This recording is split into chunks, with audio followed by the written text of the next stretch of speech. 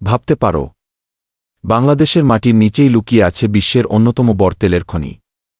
বগুড়ার গাবতলী উপজেলায় অবস্থিত এই রহস্যময় জায়গাটি নিয়ে আলোচনা শুরু হয় অনেক আগেই। 1960 সালের প্রাথমিক অনুসন্ধানে ধারণা পাওয়া যায় এখানে বিশাল পরিমাণ তেলের মজুদ থাকতে পারে। এরপর 1980-এর দশকে তৎকালীন রাষ্ট্রপতি হাসেন মুহাম্মদ এরশাদের উদ্যোগে এখানে আনুষ্ঠানিক অনুসন্ধান কাজ শুরু হয়।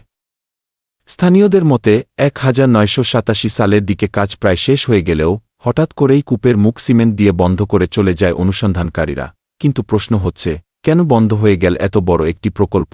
ভিডিওতে দাবি করা হয়েছে আন্তর্জাতিক ষড়যন্ত্র, রাজনৈতিক চাপ এবং প্রতিবেশী দেশের আপত্তির মতো রহস্যময় কারণেই থেমে যায় এই কাজ। যদিও এসব দাবির পক্ষে এখনও স্পষ্ট কোনো প্রমাণ পাওয়া যায়নি, তবে নতুন করে আসার আলো দেখা যাচ্ছে। বাংলাদেশের রাষ্ট্রায়ত্ত প্রতিষ্ঠান Bangladesh petroleum exploration and production company limited আবারও এই এলাকায় অনুসন্ধান শুরু করেছে। 2024 সালের মার্চ থেকে বগুড়ার সারিয়াকান্দি, গাবতলী এবং শাহজাহানপুর এলাকায় মাটির গঠন পরীক্ষা করা হচ্ছে।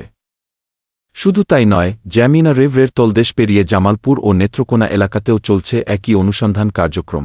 যদি সত্যিই এখানে বাণিজ্যিকভাবে তেল পাওয়া যায়, তাহলে বাংলাদেশ জ্বালানি খাতে হয়ে উঠতে পারে স্বনির্ভর, আর দেশের অর্থনীতিতে খুলে যেতে পারে এক নতুন সম্ভাবনার দুয়ার। এখন প্রশ্ন একটাই, এই রহস্যময় তেলের খনি কি সত্যিই বাংলাদেশের ভাগ্য বদলে দেবে? আপনার মতামত কমেন্টে জানাতে ভুলবেন না। ভিডিওটি ভালো লাগলে অবশ্যই লাইক দিন, আর এমন আরও তথ্যবহুল ভিডিও